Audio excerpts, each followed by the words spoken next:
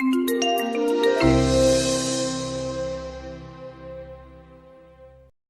many of you, I'm very curious about the future of blockchain and how it might integrate into various frameworks of our society.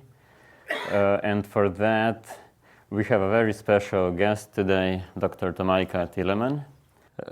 Dr. Tillemann is the chairman of the Global Blockchain Business Council. He's a co-founder of the Blockchain Trust Accelerator.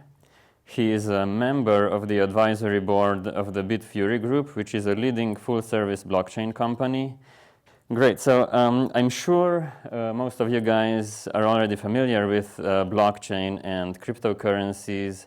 But Tomicah, can you please just very briefly explain those concepts? Absolutely, and I should clarify that I spend most of my time explaining these concepts to audiences that maybe spend a lot of time working on high-level policy issues or C-level executives in big corporations, but don't know that much about technology. I realize that is not the case today, so I am thrilled to have an audience here that I'm sure will have incredible insights on the technical aspects of this technology beyond some of the policy and business components that we're going to discuss today.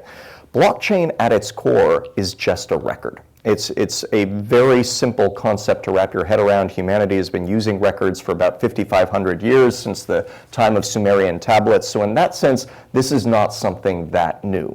But it has two dimensions that are big innovations. And when you put those together, it unlocks functionality that we have never had access to before.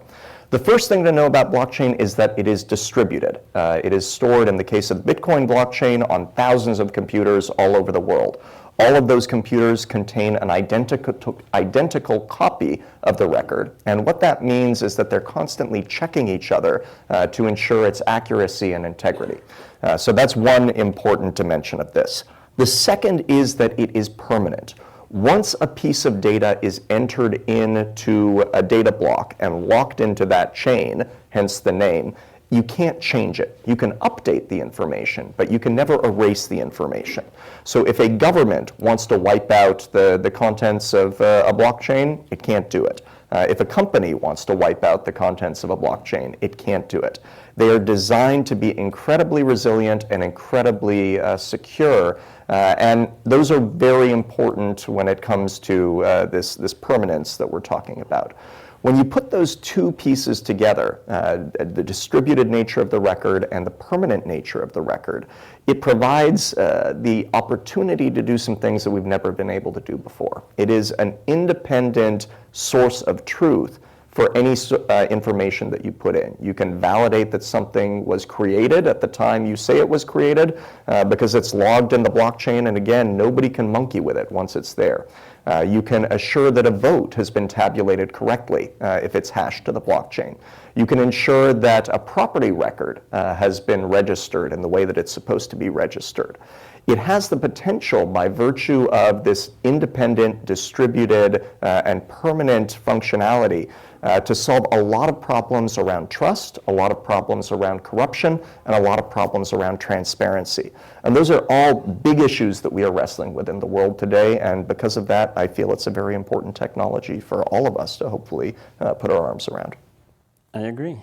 Do you think there's any doubt at this point that blockchain technology is going to become mainstream? That's a great question. I think blockchain technology today is in very much the same place that the internet was in about 1993 or 1994. And what that means is that this could go any number of directions. There is no foreordained course for the technology. But the functionality is incredibly important, and again, the functionality enables us to do so many things that we've never been able to do before, that the functionality probably isn't going anywhere. Theoretically, somebody could come along with a technology that will provide that same functionality in a way that is potentially a little bit cheaper or potentially a little bit more efficient. So that could theoretically, again, derail adoption of the technology. But in terms of what it can do, that is here to stay. And I would expect that it will become a ubiquitous technology in the course of coming years. Mm-hmm. So with your experience in politics and civic institution, can you describe your vision for global adoption of blockchain, and what are the key steps in this transition? That is a big question, and we could probably spend the better part of our time here discussing that. A couple of things. First, Bitcoin, which is the application of blockchain that most people are familiar with. And again, I imagine it is not a news announcement to those in this room, but blockchain was originally developed as the rails to power Bitcoin and has since been adapted into a variety of different applications. Bitcoin is already gaining pretty broad global adoption. And the first place where you are likely to see blockchain applications take hold is in financial technology. IBM came out with a survey a little while ago that estimated that in the next 3 years, 65% of all big banks are going to be using blockchain.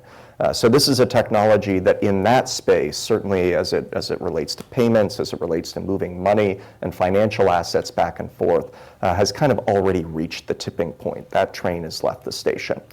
So that's stage one. That's exciting. There is, again, a misperception that this is something that is going to happen soon.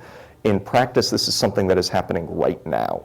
So don't anticipate that it's going to be years and years before you see those use cases rolling out. The second piece of this will happen when you see adoption in what I call in-tech or institutional technology. Some people call it GovTech. But these are the entities that validate the facts that make up kind of the base layer of reality that we all have to agree on. And here I'm going to pause and kind of zoom way back for a moment, if you will forgive me, Jaka. There was another great Talks at Google speaker, a historian named Yuval Hariri, who asked an important question a couple of years ago. He said, why are humans in charge? Why are we the ones that run the planet and not jellyfish or orangutans? Because theoretically, it could be jellyfish or orangutans. And what he recognized is that humans are able to do two things that other species can't do. The first is that we can cooperate flexibly, and the second is that we can cooperate at scale. So if you look at other species, you find some that can cooperate flexibly, like wolves and dolphins. You find some that can cooperate at scale, like bees or ants. But nobody else can do the two of those together. The way that we are able to do that is we come to a consensus on kind of a base layer of reality, a certain set of facts that everyone is willing to sign up for. And once we do that, we're able to go off and in many different verticals pursue our own individual agendas on the basis of those common facts.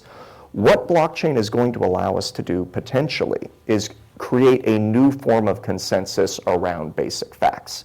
And that is, if we do it right, a solution that has the potential to supercharge collaboration, to supercharge cooperation in ways that we've never been able to work together previously.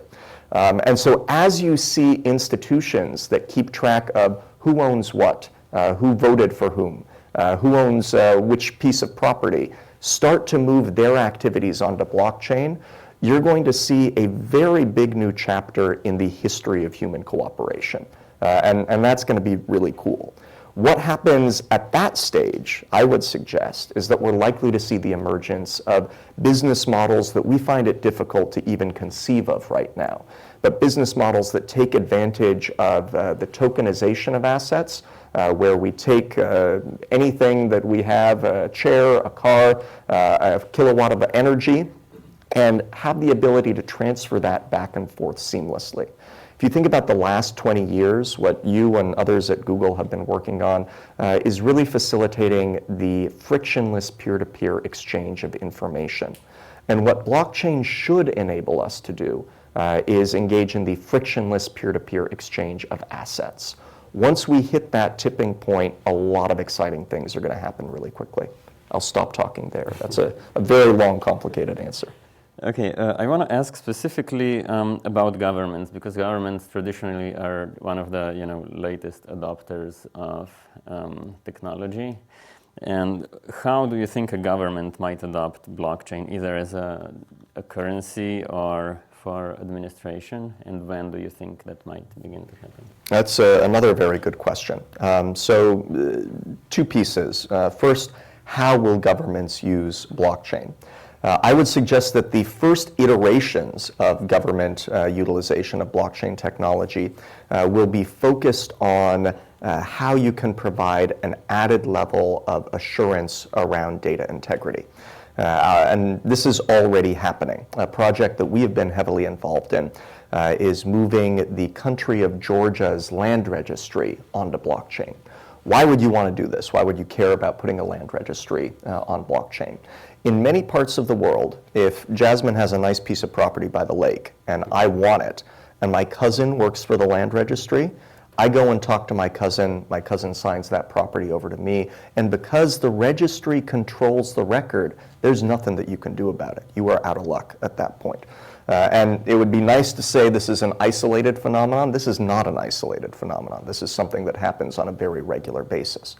So if you work in a country or live in a country where people have those concerns, if you can take those registries and move them into a format where even if you've got a corrupt official with access to the information, they can't go in and wipe out the evidence that it was Jasmine's property to begin with, that's a big deal. And citizens are going to sleep a lot better at night, especially when it is in conjunction with something as important and fundamental as your home. So those will be the early iterations, and again, that's already happening. Georgia's system is active. It has about 200,000 records. According to the World Bank, it is now the #1 system in the world for land registration, so we've seen good progress there. Dubai has pledged that by 2020, they want all of their government transactions to be taking place on blockchain. Ukraine has committed to moving all of their transactions onto blockchain, and we see many other countries around the world that are starting to dabble in this. In the United States, we've worked over the last year with about 8 government agencies that are investigating different use cases for blockchain and starting to stand up their own pilots. There is enormous potential there. And again, at a moment when we are facing a real crisis of confidence of trust in institutions, this has the potential to be a very valuable tool for governments who are working desperately to regain and win back some of the confidence of their citizens. Mm-hmm. What about the pushback of the corrupt officials? Like, how do you overcome that? Do people have the power to overcome that pushback? That's a very good question. And you see kind of 2 dynamics. There's some countries, and I speak now as somebody who spent the better part of the last decade working in nations around the world that were struggling with issues of governance and trying to get their democracies to function properly. There are some countries where the leaders in charge don't want any transparency and don't want any accountability. And I will be very surprised if you see many of those countries adopting blockchain technology. There is another pretty wide swath of countries where people in charge actually do want more accountability and transparency, but the systems they are working with are so dysfunctional and so broken and so corrupt that it's extremely difficult to impose those solutions from on high. Those are the cases where blockchain could be pretty transformational. And in some instances, I think you're going to get rigorous pushback from those in the bureaucracy that are benefiting from the status quo, because once they recognize that it will make it much more challenging to engage in corruption, they may be a little bit concerned. But in other cases, what we're finding is that this is a sufficiently large transformation that even people on the wrong side of the equation right now understand they're better off supporting this and working to build new, more accountable, more transparent business models and lives for themselves on the other side than they are fighting this outright. So I've actually been surprised and impressed by the extent to which there hasn't been more pushback at this stage of the technology's adoption. Yeah, so how these governments that are adopting, or government institutions that are adopting blockchain, do they typically create their own blockchains, or do they use existing ones? Yes is the answer, and that's another exciting dimension of this. When blockchain technology first emerged, people thought there were only 2 flavors of blockchain. Public blockchains like the Bitcoin blockchain or the Ethereum blockchain, which run on computers all over the world and anyone can set up a node and be part of those networks. or private blockchains that are defined, they exist within kind of a walled garden. You can only set up a node on that network if you're invited and have the appropriate credentials. What we're finding now is that some of the most powerful functionality comes when we actually layer blockchains and when you use public blockchains and private blockchains in coordination. I'll give you an example of how this is working in the case of Georgia. The Bitcoin blockchain does a lot of things really well, but it is not ideally suited to processing big chunks of data. So if you have a complicated map of a property someplace, it's going to be really tough to store that in the Bitcoin blockchain. So in this case, our technical partner, the BitFury Group, developed a solution called Exonum, which takes a snapshot of the registry every few minutes and hashes that blockchain or stores that snapshot in a public blockchain. So what it allows you to do is design a solution that's bespoke. You can get very high transaction rates. You can get really big data blocks as part of this system. You can do it exactly the way you need to do it. But then you have the data integrity and the security that comes with logging that data or hashing that data to a public blockchain. And I think that's where a lot of the public sector applications will eventually end up, is using this layered approach that anchors information to a public blockchain, but actually stores the information in a private blockchain. Among current politicians and government officials, especially in the US, what's their current perception of blockchain?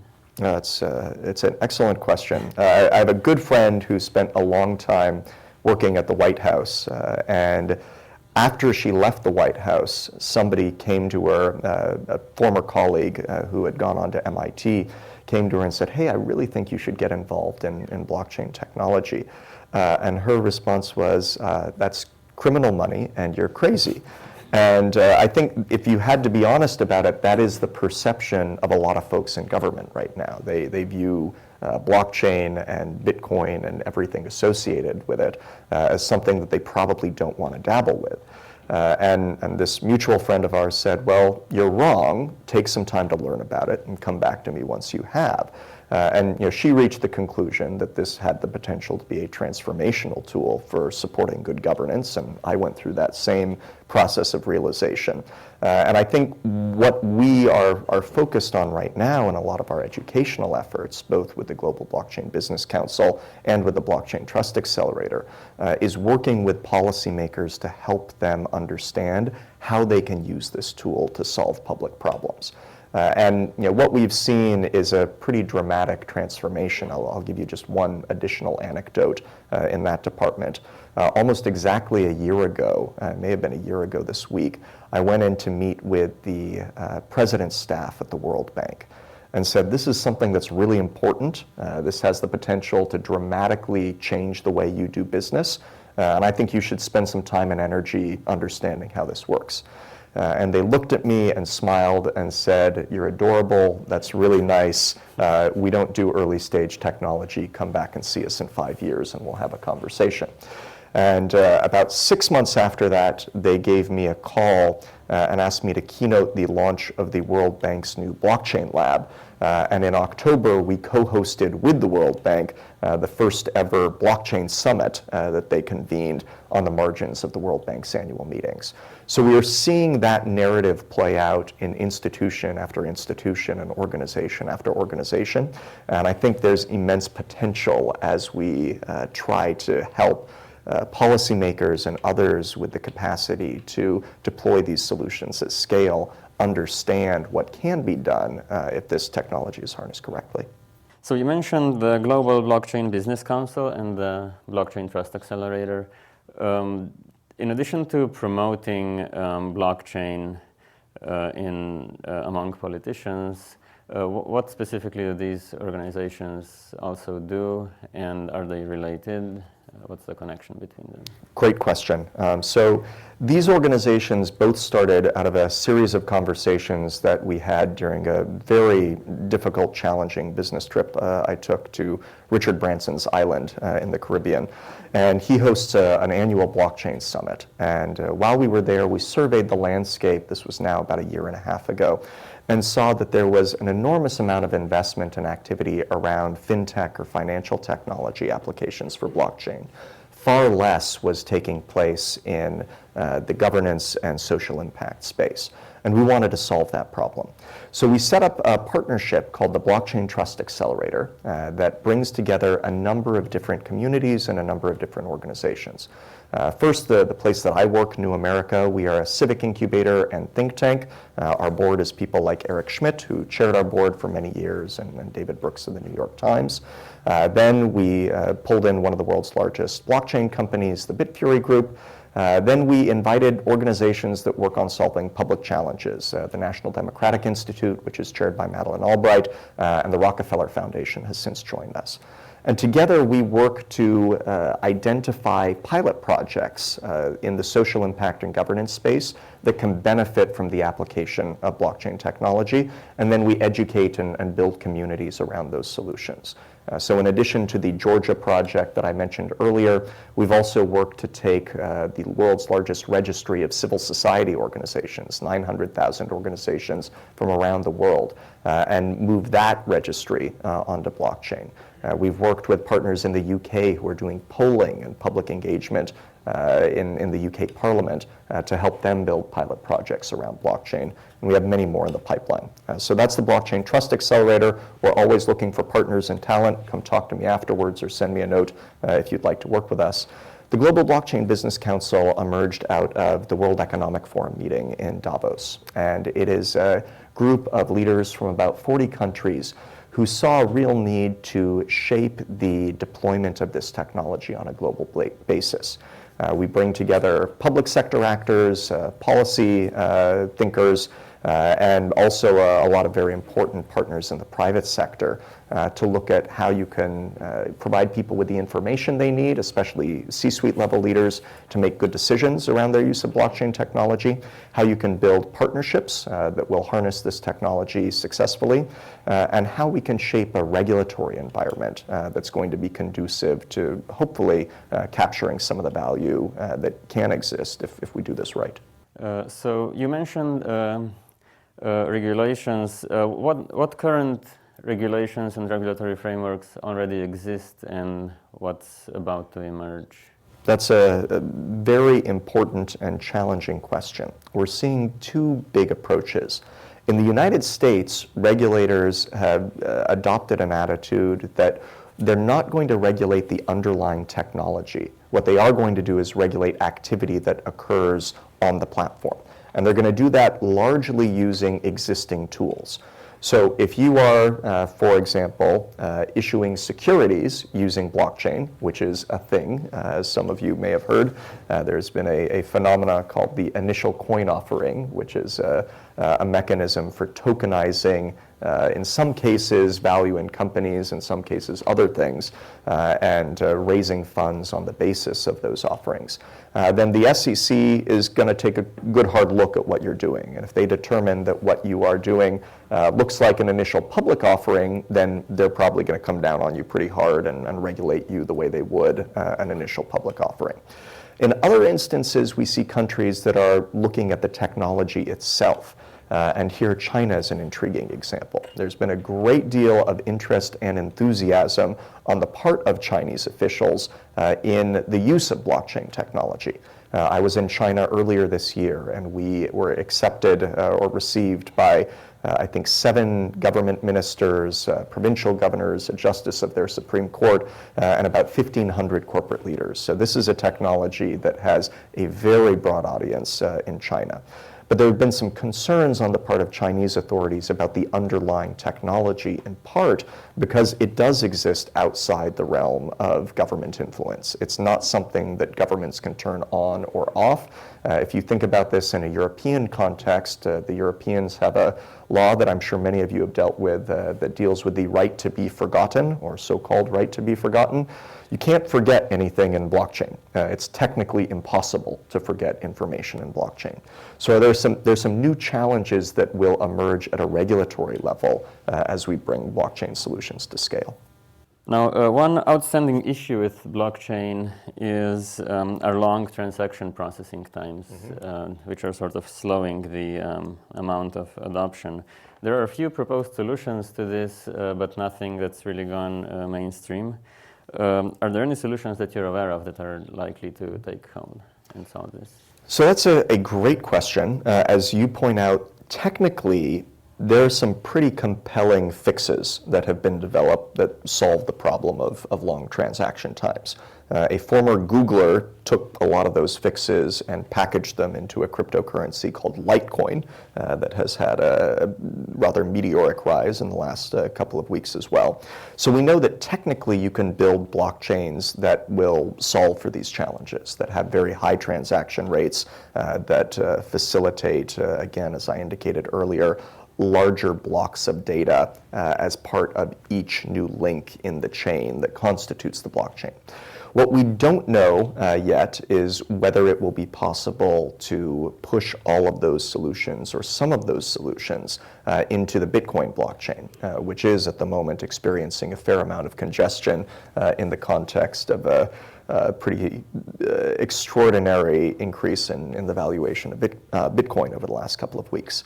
And so I think there is an open question there. Bitcoin may turn out to be something that is used primarily as a store of value and for very high value transactions. And in that case, it probably won't matter too much. Or if you want to make it mainstream, you will have to adopt some of these new solutions in conjunction with the existing rails.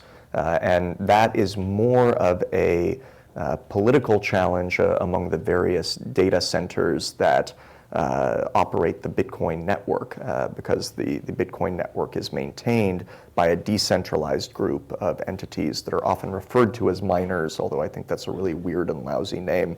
But the entities that operate these data centers ultimately have to come to agreement on which of the solutions they're willing to bring into the network, and that will determine, I would suggest, the likely transaction throughput that will be possible in the network going forward.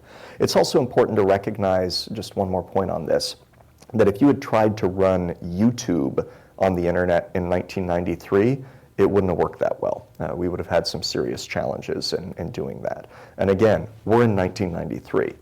So there will be, I'm pretty confident, more and better solutions developed for these challenges as the technology matures. Hopefully some of you in this room or watching will be able to come up with those fixes. Now, what about some of the other pitfalls of blockchain, for example, the relatively high power consumption, volatility, forks and splits, risks of mining pool takeovers, etc. Do you see any of these as a concern? These are all the easy questions, and you just lump them all together there. So let's try to go through those in some sequencing. First, power consumption. Right now, the network does use a lot of power. Ironically, that's one of the things that makes it so secure. If you wanted to hack, we only know of really one way to hack the Bitcoin network, and that is to amass computational power that is equivalent to more than 51% of all the computational power in the network. In order to do that right now, it would take about as much electricity as a medium-sized country uses to operate. So this is not an easy thing to pull off, and again, ironically, it's one of the reasons that the network is so secure. A lot of the responsible companies in this space are using renewable energy, and they are running the network off of clean hydro, they're running the network off of geothermal energy. But there are some important reasons to think about what happens as this technology becomes more ubiquitous. I would view the electricity consumption of the network at the moment less as a bug and more as a bounty, a $200,000 bounty that's issued every 10 minutes on finding efficient, clean energy around the world. And ironically, the spreading popularity of blockchain may be one of the forcing mechanisms for encouraging greater adoption of cheap, clean energy if we do it right. There are questions there. It's not a foregone conclusion, but that's certainly one direction that this could go. Some of the other challenges that you mentioned, the issue of what happens if there are forks in the network. That is a problem that I suggest will be solved eventually with the maturation of the technology. Right now, what can happen, and has happened on rare occasion, is that if someone who is part of the network decides that they don't want to run the dominant protocol anymore, they can go off on their own and create what's called a fork in the chain and develop their own new chain as part of the Bitcoin network or as part of anyone else's network. That doesn't wipe out the assets that you have stored on the network. Those assets continue to exist on both networks. But it does create a problem if you're trying to keep track of things. As the technology becomes more ubiquitous, as the size of the network increases, it will be harder and harder for any actor to create a dominant alternative to the main chain. And I think that is, again, something that we're already seeing as the technology moves forward and as the valuation of Bitcoin increases. But it's something that we'll want to keep an eye on going forward. So it is a very volatile asset right now, certainly. There are a lot of people making a great deal of money off of that volatility. So again, for some folks, this is a feature rather than a bug. We're seeing a couple of developments that should help tamp down volatility in time. The first is, as many of you likely heard today, we saw the launch of Bitcoin futures. Historically, futures have a moderating effect on prices in volatile assets. So to the extent you're able to create futures contracts, that should limit the extent of the volatility within the asset. The second thing that I anticipate will have an impact on volatility is the spreading adoption of the technology. The more people that are using it going forward, the less likely you are to have wild swings in the valuation of the asset. So you've already talked about some of the opportunities for building infrastructure and apps. Do you have anything else in mind that might be a particularly great idea? So I can tell you some of the amazing solutions that we're seeing come our way at the Blockchain Trust Accelerator and in the Global Blockchain Business Council. And some of these are just immensely exciting at a number of different levels. We were approached by one firm recently that's developed a blockchain-based mechanism for doing distributed power generation in off-grid villages in developing countries. Why is blockchain relevant here? How does this work? You can now buy for about $100 integrated systems that will combine a solar panel, a battery, some light bulbs, a cell phone charger, and the other pieces that you need for a basic electrical system in a little hut in a rural village someplace. So that's pretty cool that we can do that. The problem is that in these villages, very few people have $100 that they can throw at one of these systems. And up until now, there hasn't been any good mechanism for financing the deployment of these technologies at scale. So what we're able to do with blockchain now is create a fix whereby you pay for $5 of electricity. And you put that money into a blockchain system, an agent puts that money into a blockchain system, and then you get a text message. And then you put that text message into the electrical system that's been installed in your house, and you get 2 months of electricity for that $5, which is a lot less than you would spend on kerosene. It's a lot less than you would spend on wood. It's a really good solution for everyone. And then in 2 months, when the agent comes back, you give them another $5. They put that into the blockchain, they send you another code, you get another 2 months of electricity. And eventually you're able to pay off that system. So that's one kind of micro example of how we're seeing blockchain deployed. Another really cool example, a company called VoxGov, which has, for those of you who do ventures, some of the coolest unfunded tech that I have yet encountered. They've figured out a way to scrape the 80% of all information produced by governments that isn't available via a Google search or any other search, and curate that and make it beautifully visualizable, and you can sort it and slice it and dice it 1,000 different ways. They then are going to put that information on a blockchain framework. One of the issues that governments all over the world experience, and our government unfortunately is not immune to this, is that when new folks come in and they don't like information that is stored by the government, they get rid of it. We saw this earlier this year with climate data that was stored by the Environmental Protection Agency in the United States. And there was an effort to wipe out and erase some very important climate data that had been gathered by the EPA. This is a solution for that, and it will enable you to have a very secure, auditable record of all information that's produced by a government, and again, search it, visualize it, do a lot of other cool things with it. The last thing that I'll mention involves the deployment of grants and government funding or other public resources. Right now, the US government every year issues $144 billion in improper payments. $144 billion in improper payments. That's money that goes out the door because people haven't validated the recipients on the other end. They haven't checked to ensure that the recipients are alive. There are a whole host of problems that come into play. And around the world right now, corruption is about a $3.6 trillion problem if you listen to the United Nations. That, just to translate it, is about 5% of global GDP, which even by Google standards is a big number.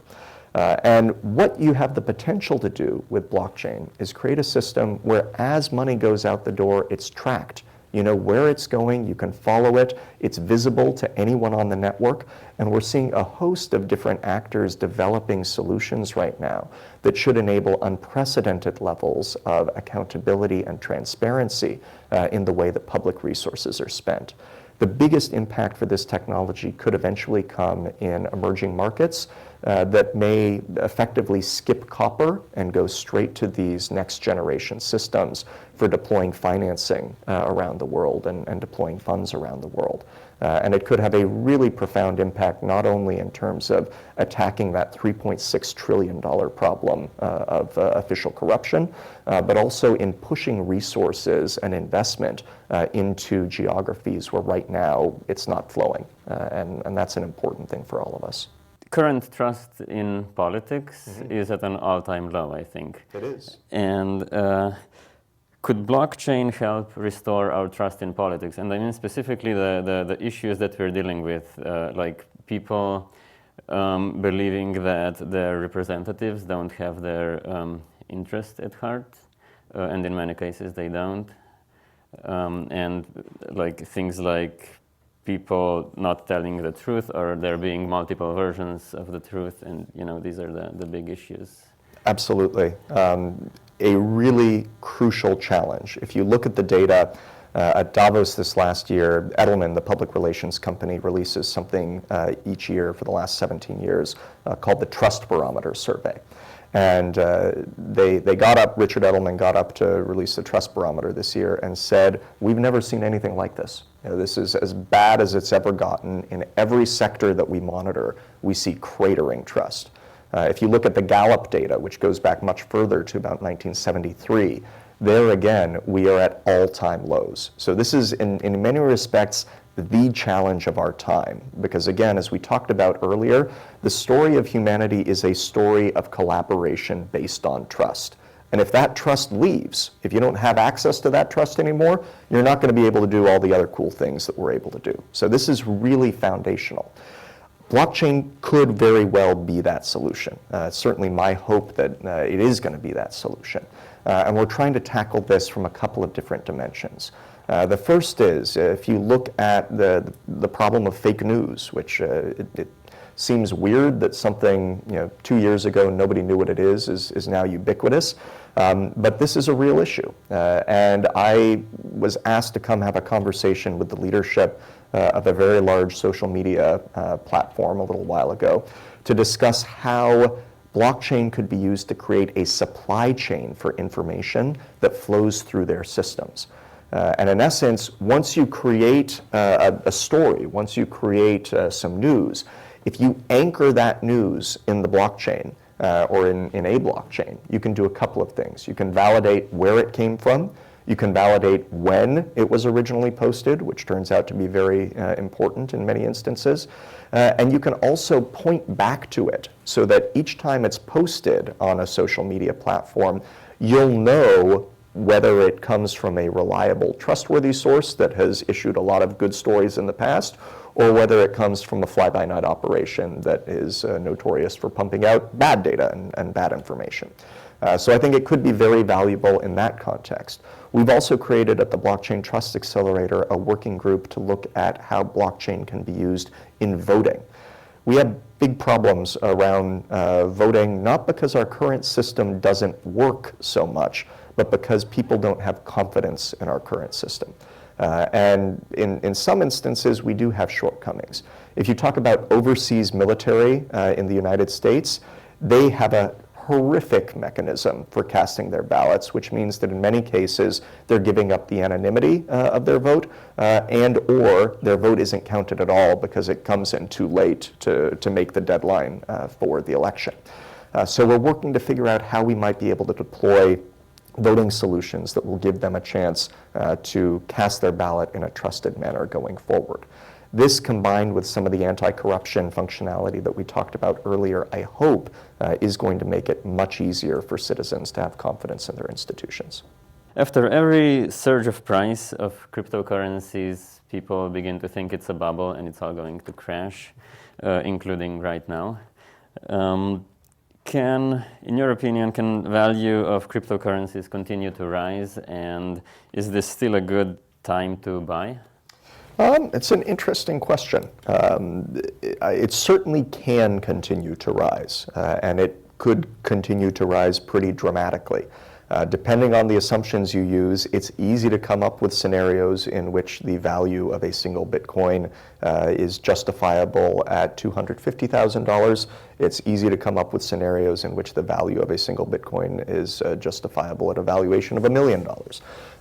It's also easy to come up with scenarios in which the value is much less than that. And so this could go any number of directions. My advice would be, I think, multifold. The first is, don't invest so much that you're going to lose sleep over it. And that's been what I've done. It's cost me some money because had I gotten in earlier, I probably would have made more. But I have plenty of friends who have a substantial portion of their net worth tied up in cryptocurrency, and it is a challenging thing to have a substantial portion of your net worth tied up in cryptocurrency because of the fluctuations in value. But again, if you look at this basket of assets as a new analog for gold and as a new mechanism for conveying value around the world, there's vast potential there. And I think it's very likely that, again, as we see a broader range of organizations coming to the table, including, but especially, institutional investors that are looking for assets that are what we say, they're not correlated to anything else, and cryptocurrencies as a whole aren't correlated to anything else, which is a big advantage if you're a big institutional investor. There's a lot of potential upside there, so we'll see how this goes. I think it's also important to invest in those that are developing the picks and shovels rather than just the gold itself. So I've tried to focus most of my engagement on companies rather than currencies. Thank you for the informative answers. So you have been talking about transparency all the way. So what about privacy? Like, do I like to everyone in the world to know how I spend my money on all my private, life? How do we balance this in the blockchain world? That is a very important question, and blockchains are actually really good at keeping private information private and public information public. The Bitcoin network is not anonymous, as some people think. It's pseudonymous. But you can structure blockchains in ways that provide far higher levels of security than virtually any solution that's available today. We're seeing some countries latch onto this. Arguably, the most advanced e-government in the world is Estonia. And Estonia is moving medical records onto blockchain because they feel that it provides much higher levels of accountability and security and privacy than their existing solutions. And again, their existing solutions are really, really good. Because of the way that the network is structured and the fact that all of the nodes are constantly checking each other, it's almost impossible to see information on a blockchain that shouldn't be seen. It would require, again, this massive investment of electricity and computational power in order to crack one of the blocks of data. So there's really great potential for the use of blockchain as a tool for promoting privacy. It's also important to recognize that, at least as it relates to financial transactions, in a public blockchain, people can see what's happening on those rails. We could open up a browser right now, and you'd be able to see every single transaction that's occurring on the Bitcoin blockchain. So folks should keep in mind those two. Again, as we develop more advanced blockchain solutions, it's going to be a very important tool for guaranteeing the privacy of data. But at least as it's used for transactions, folks shouldn't be under the illusion that their information is anonymous or secure in that regard.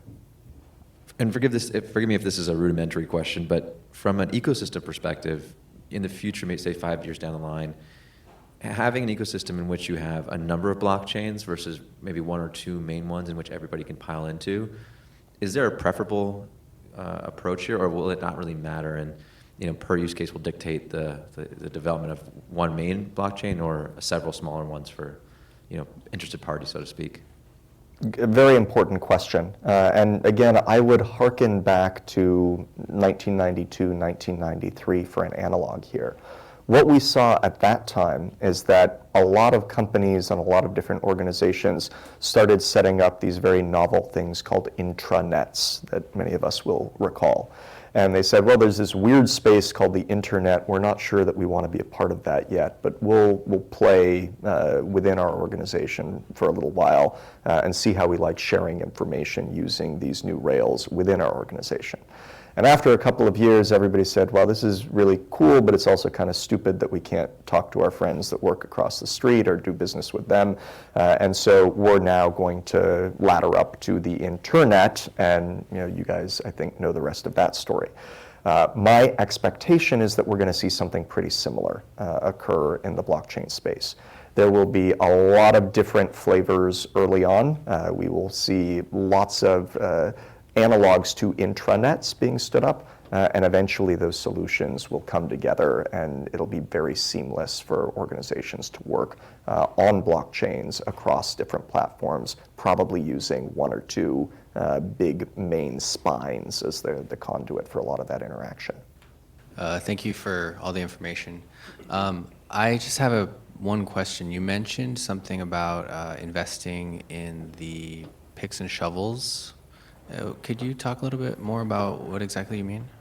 Yeah, so some entities are using cryptocurrencies, and that's great. Cryptocurrencies, as we've discussed, have the potential to be useful for a lot of different things, especially in countries that have bad financial governance and where citizens are looking for alternatives. In my mind, what is more exciting even than that, and what has captured the imagination of a lot of folks, is the ability to use blockchain as a vehicle for other applications. And the tools that are going to be built on top of blockchain or that harness blockchain, I think are going to be every bit as valuable, if not more so, to humanity in the long run than the cryptocurrencies that are kind of the first killer app for the technology that we're, I think, all excited about right now. Does that make sense? You just mentioned how we can use blockchain to help, hold governments more accountable, but at the same time we need cooperation from governments, to give the original information. So, in that push and pull, how do you sort of foresee how to use it as an accountability mechanism, especially with the most corrupt or entities or departments or, whichever areas? Great question. Blockchain works best when people want to be accountable. When you have an organization that wants to do things the right way, that is willing to give good data, because frankly, you're not doing anybody any favors if you put bad data into a blockchain. That's one of the key lessons that we have learned in our work thus far, is you really don't want to deploy blockchain in a setting where you don't have access to good, clean data. So you need actors that are willing to move toward a solution early in the process. There are still going to be some instances, for example, if you're in a situation where you have evidence of humanitarian abuses or war crimes. I can envision a scenario in the not distant future where a reporter on the ground in Syria or in DR Congo will be able to log video to blockchain and create an ironclad chain of evidence that will be useful for future war crimes prosecutions. So you can easily come up with scenarios in which the tool can be harnessed in settings where there's bad governance. But the most profound benefits are likely going to occur in settings where you have political leaders that want to do the right thing and bureaucracies and institutions that don't have the capability for whatever reason to deliver accountability. And hopefully in those instances it can be pretty transformational. So I'm guessing it's going to start with the good guys first and then gradually progress to the most corrupt ones, and they're going to be eventually rooted out. That's been the path thus far, and what I would say on that point is eventually, again, if we do this right, the gravitational pull of being part of these systems is going to be so profound, the benefits of being part of these networks will be so profound that every government is going to want to be a part of this. Because if you're not, just like it's really hard to exist in the 21st century if you're not part of the internet, it's going to be hard to exist if you can't send assets back and forth using these tools, or if you can't reliably and accountably track some of the key vital information that blockchains will be used to track. I'm just trying to understand the specific advantage that blockchain would give, and the example you used is a good one, the distributed solar in the developing world. I mean, because those kind of financing schemes exist now, pay-as-you-go, mobile payments, mobile money. So what is the actual incremental benefit of doing that on blockchain versus what's already being done? Well, blockchain in a whole host of settings in emerging markets is going to allow for much higher levels of confidence when it comes to pushing resources into the field and tracking impact. And so as a tool for impact investment in particular, it could be really transformational. What it will allow us to do, if we build these systems right, is set up enough data sensors and data inputs that we have a very good idea of what the outcomes are associated with these investments. So, for example, if you are considering whether to finance the shipment of a lot of these battery solar systems to small rural villages, you need really good data on which to base that financing. You want to know exactly where the systems are, how they're being used, the rates at which those payments are being replenished, and it's going to make it easier for everyone to trust each other, especially in settings where there's a low level of confidence in the data.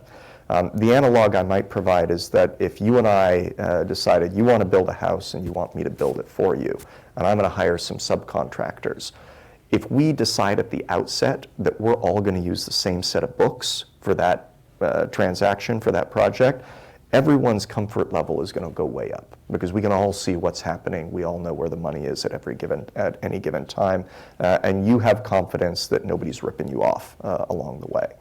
That's what we should be able to do at scale with blockchain deployments in emerging market environments. Do you see quantum computing as an existential threat for blockchain technology? It's a very important question. No is the short answer. The reason why is because there's a lot of work underway to develop quantum-resistant blockchains. And these are blockchains that will be based on quantum architecture, or will harness quantum architecture in ways that make them extremely secure. Now, in the immediate term, if somebody were to come up with a fully functional quantum computer tomorrow, prior to the full maturation of quantum-resistant blockchain technology, then it would be a challenge. But the hope is that these two will progress in parallel, and ultimately you should be able to port existing data onto quantum-resistant blockchains in the future. Hey, Tomicah. I had a question about, I'm not quite exactly sure how to express it, but maybe you'll get the gist of my question. That if we depend on organizations that want transparency and want to be good actors to use blockchain, it seems like it would be rather limiting, because we've already seen stuff I feel like the American government is pretty hostile to the idea of lots of economic activity going to Bitcoin, for instance, right? Because they want to be able to control things, they want to be able to tax things, that sort of thing, right? Won't it inherently lead to situations where you'll the only people who will be willing to take the risk of going through all the trouble to go through these things will be the people who are doing things that are kind of shady, right? Because if I wanted to do something like buy a book with Bitcoin right now, it's way more effort than just using USD, right? How do we overcome that thing if cryptocurrency is ever actually going to be useful, in general? One of the coolest things I got to do in government is work with the then Secretary of State on the first big speech that anybody in the US government had ever given on the topic of internet freedom. And in that speech, we made a really important point. This is back when I was a speechwriter, that technology itself is neutral, but we're not. And we have an obligation to harness these technologies as best we're able to benefit society. Blockchain is no different in that regard. It's got immense potential to do good things, as we've talked about today, but it can also be misused in a wide range of applications, and we've seen a fair amount of that already. So I think there are two sides of this. The first is, ironically, even the US government is pretty enthusiastic about the potential for blockchain technology, because they understand that, again, done right, this could be the end of friction. If you think of all the little nuisances that make our lives more complicated and expensive, this, if you carry it to its logical conclusion in spaces like identity and finance, could wipe away a lot of those obstacles that make our lives a little bit more cumbersome. So they see the potential, and a lot of governments realize the potential. Ultimately, it's up to those of us who've taken the time to understand the technology, and that's still a very small universe of people, to try to steer it in ways that it will be used well. But the point you make is really important. We need to get to a stage quickly where we can demonstrate real value for society, and that's what we're working on. Happy to discuss further as well. Good question.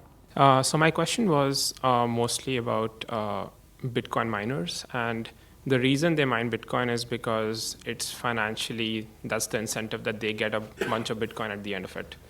As time goes on, the benefits of mining Bitcoin are going to decrease. So how is this problem being solved? That's basically it. Important question. So the context on this, which I imagine will be familiar to most of you, is that the reason this vast network of data centers exists is because about every 10 minutes, as a new block of information is locked in, the data center that does that work is rewarded with 12.5 Bitcoin, which now is $200,000 or something like that. So it's a strong incentive to secure the network. The number of Bitcoin that will be awarded will decrease in time to a point where, out in the next century, it dwindles to almost nothing. There are transaction fees on Bitcoin transactions that should compensate for much of that decline. The other thing is we're seeing Bitcoin become more and more valuable. So even though the number of Bitcoin that will be awarded to the miners, the data center operators, will decrease, the value of those Bitcoin, at least if the last couple of weeks are any indication, is likely to increase. And so between those two factors, the transaction fees and the value increase, there should be strong incentives to continue securing the network for a very long time to come. Would a crash bring things to a halt because it's no longer profitable? So long as people are using the technology, again, the transaction fees are such that there are good incentives at the moment for the data centers to continue doing what they're doing. It's something that people will want to continue paying attention to. But for the time being, it has all the makings of a very resilient network. All right. Thank you so much, Tomicah. This was extremely interesting and useful and informative. I want to thank you again for joining us and coming. And yeah, the best of luck with your efforts spreading the word. Thank you. It's an exciting space, and for all of you here and watching, both for the Blockchain Trust Accelerator and the Global Blockchain Business Council, we're always looking for great partners and great talent, and hopefully we'll get a chance to collaborate in some of these efforts down the road.